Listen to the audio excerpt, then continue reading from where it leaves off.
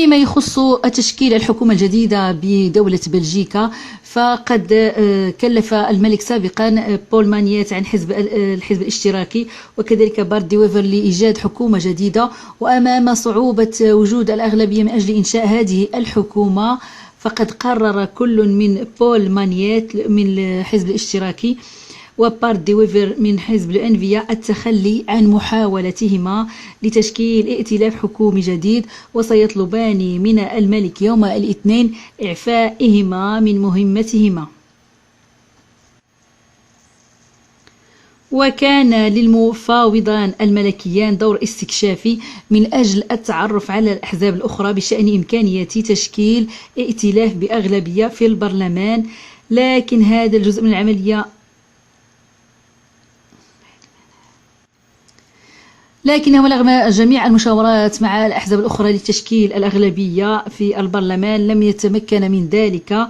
ويتمتع الحزبان لو بي اس والانفيا بأكبر عدد من الممثلين في البرلمان مع 20 و25 على التوالي، ولتشكيل أغلبية مطلوب ائتلاف من 76 مقعدا.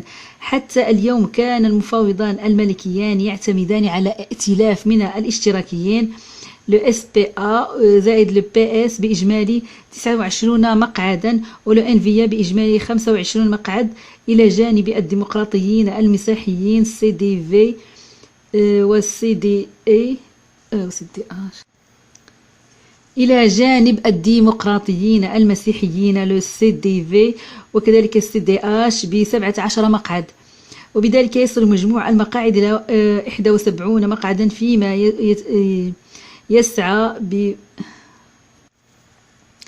وبذلك يصل مجموع المقاعد إلى 71 مقعدا فيما يسمى بفقاعة الخمسة، والتي كانت أقل من الأغلبية. وللحصول على الأغلبية المطلوبة كان لابد من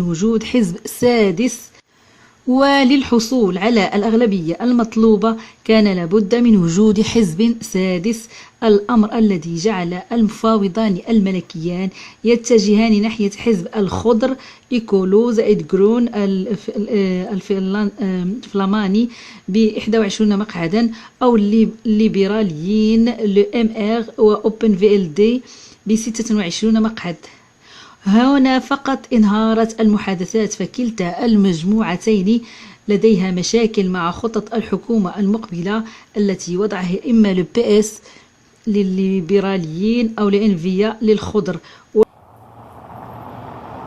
Oui, et au lieu d'un rapport laissant entendre la formation d'un possible prochain gouvernement, eh bien c'est une démission, c'est ce qui s'annonce, puisque selon nos informations, il nous revient que sauf énorme surprise, eh bien le duo de préformateurs demandera d'être déchargé de sa mission lundi au roi. Alors pourquoi attendre lundi? Tout simplement parce que le roi est en vacances, même s'il se tient prêt à réagir s'il le faut, nous dit-on. Et puis c'est vrai qu'on n'est plus à quelques jours près, car ce constat d'échec, eh bien, il est dans l'air du temps depuis un moment déjà. La note proposée aux familles libérales et écologistes n'a pas convaincu. Le ton est monté entre notamment l'ANVA et le président du MR, Georges-Louis Boucher, accusé de vouloir maintenir à tout prix la première ministre libérale Sophie Wilmès au pouvoir. Le duo a rencontré une nouvelle fois les libéraux ce matin, un entretien qui n'a débouché sur rien de concret, qui n'a encore moins débloquer la situation. Je vous propose de revenir sur ces différents événements des dernières heures, également sur la mission des deux préformateurs, avec ce sujet réalisé par Tidiem Kouach, Sylvien Regard et Pierre Delot. Il nous revient que la réunion a été glaciale. Ce matin, Paul Magnette et Bart de Wever ont revu la famille libérale, une réunion qui a tourné court. À partir du moment où une note ne peut pas évoluer, eh bien alors comment voulez-vous convaincre des partenaires d'y entrer? Donc nous on est tout à fait d'accord sur le fait qu'on doit faire des compromis, que l'équilibre entre PS et NVA n'est pas simple, donc on ne doit pas compliquer les choses, mais on ne peut quand même pas non plus rentrer dans un gouvernement en n'ayant aucun point qui nous paraît important. Ik heb nooit enige coalitie uitgesloten, maar de inhoud moet voor de liberalen goed zitten. Betekent sociaal-economisch dat dit moet bijgestuurd worden. De nota Magnette de Wever is voor ons te socialistisch en communautair is het veel te veel het N-VA-programma. Voor ons moeten die beide poten aangepast worden. Cette rencontre survient surtout après ce communiqué conjoint des familles libérales et écologistes envoyé hier. Dans ces quelques lignes, les Verts et les Bleus du Nord et du Sud du pays se disent inquiets du projet institutionnel proposé par le duo de préformateurs. Les familles libérales et écologistes refusent de prendre part à une surenchère qui les dresse l'une contre l'autre afin de déterminer qui peut rejoindre le prochain gouvernement.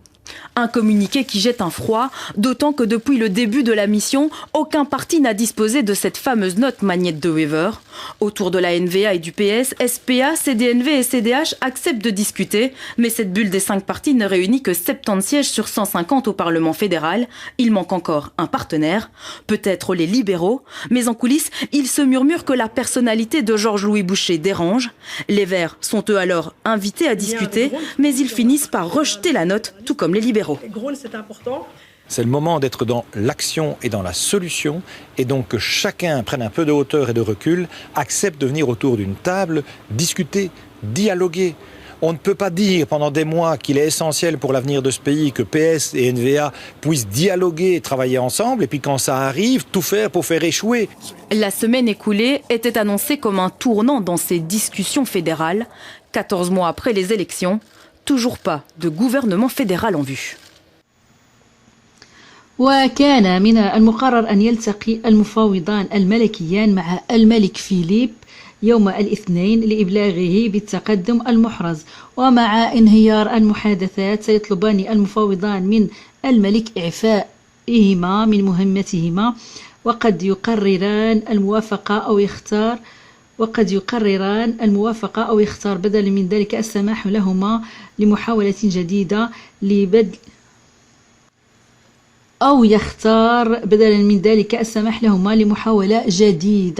لبدء المزيد من الجهد.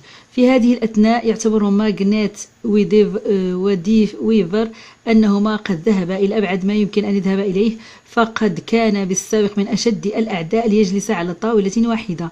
ومن المتوقع أن يقترح المفاوضان الملكيان على ملك البلاد الطلب من الخضر والليبراليين العدول عن خططهما، فقد حان الوقت لبذل جهد لتشكيل حكومة بعد أن نسف جهودهما. في غضون ذلك فإن الوقت يمر حيث يقترب موعد 17 من شهر شتنبر، والذي ستنتهي عنده الصلاحيات الخاصة التي منحها البرلمان للحكومة المؤقتة برئاسة صوفي ويلمس.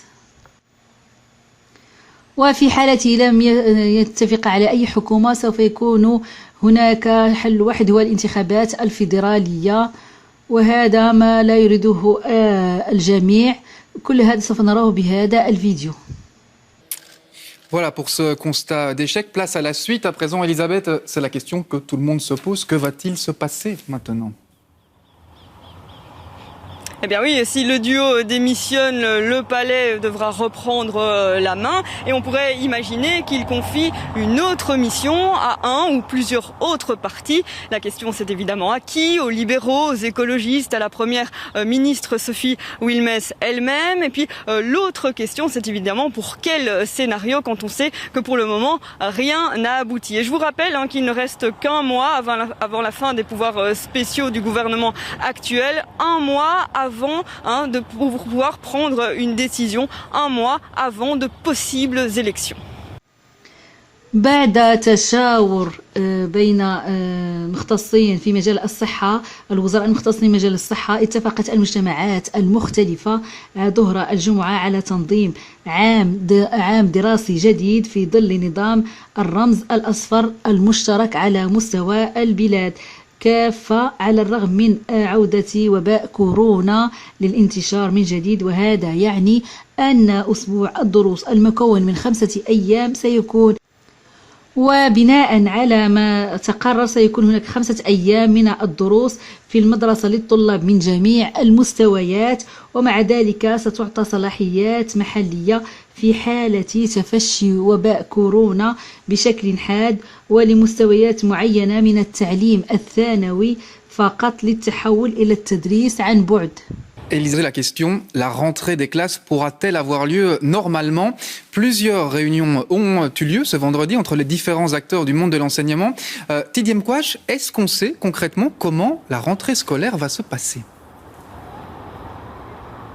Laurent, les 3 ministres de l'éducation des 3 communautés ont conjointement décidé avec les acteurs de terrain et les experts que la rentrée scolaire se fera en code jaune, c'est-à-dire en risque faible. Ça signifie que toutes les maternelles, toutes les primaires rentreront à 100% en présentiel les 5 jours de la semaine à l'école. Les secondaires, toutes les années rentreront aussi. Et là, un petit changement par rapport à ce qui a été annoncé en juin dernier. Ils rentreront non pas 4 jours par semaine, mais toute la semaine comme les plus petits. Le port du masque sera aussi obligatoire en secondaire, sauf pendant les pauses et pendant les activités physiques.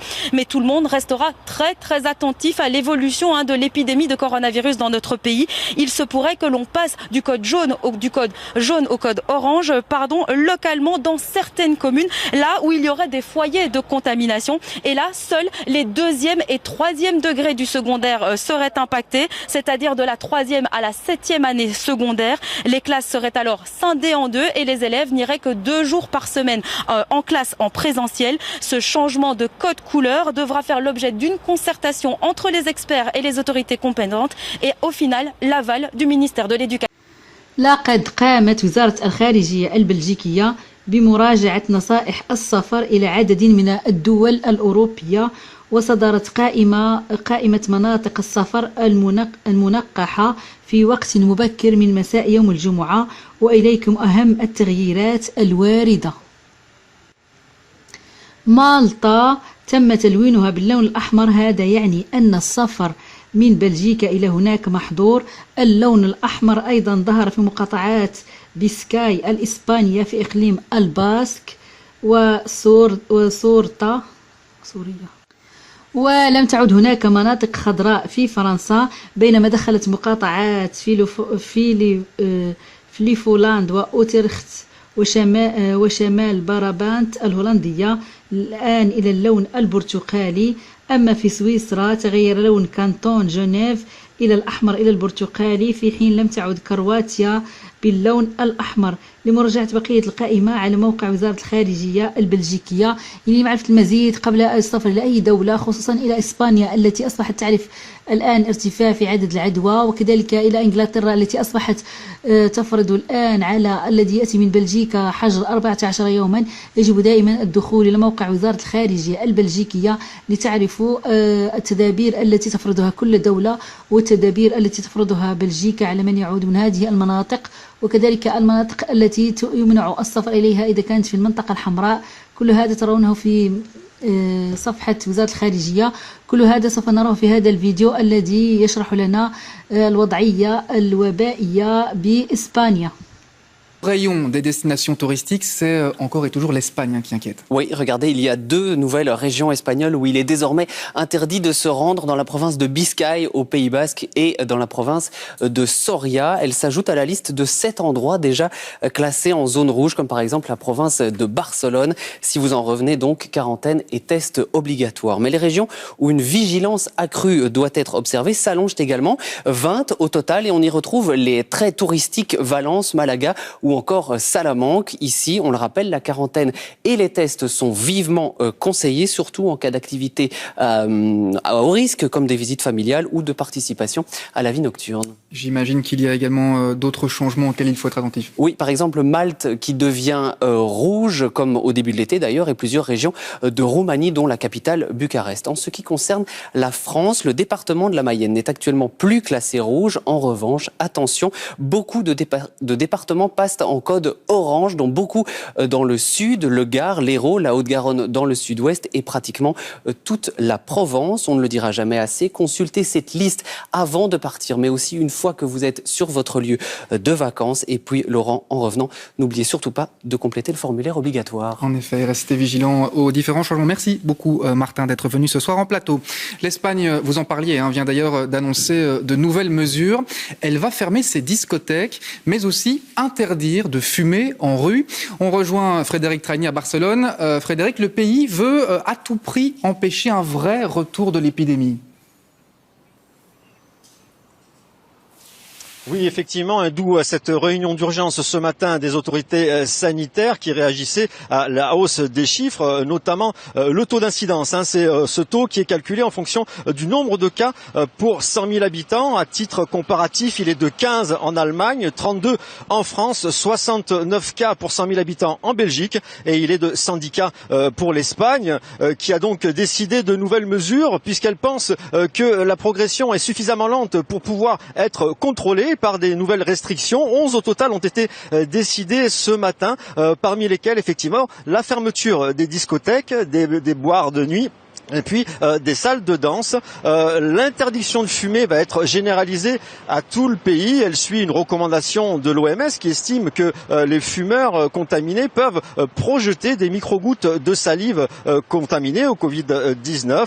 Et enfin, la région de Barcelone va être imitée par l'Espagne qui va interdire elle aussi l'organisation de fêtes ou d'apéritifs géants. C'est une mesure qui en fait vise plutôt les jeunes qui sont montrés du doigt ici pour leur relâchement depuis la reprise de l'épidémie. D'ailleurs, 60% des nouveaux cas sont des coronavirus à présent et ce chiffre, plus de 1000 Belges reviennent actuellement chaque jour de zone rouge.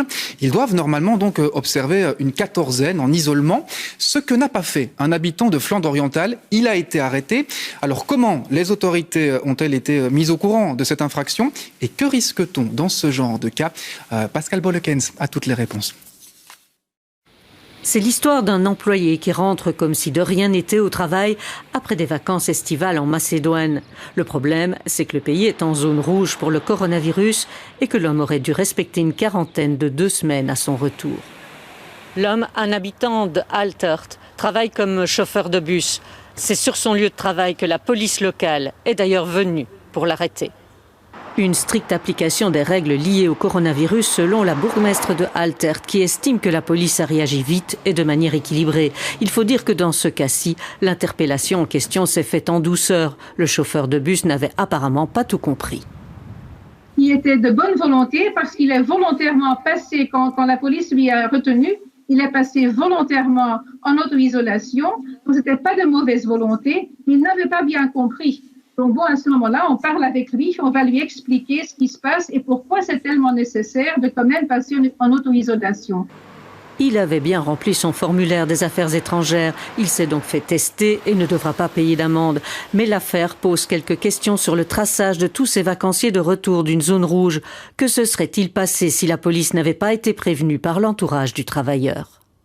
Wel, wij kunnen uiteraard niet systematisch iedereen controleren die terugkomt van een rood gebied of zij in quarantaine gaan. En we moeten hier echt rekenen op de medewerking van mensen zelf, spontaan, die moeten beseffen dat zij die quarantaine doen voor zichzelf, maar ook voor hun naasten, voor hun vrienden, voor hun familie, om die te beschermen.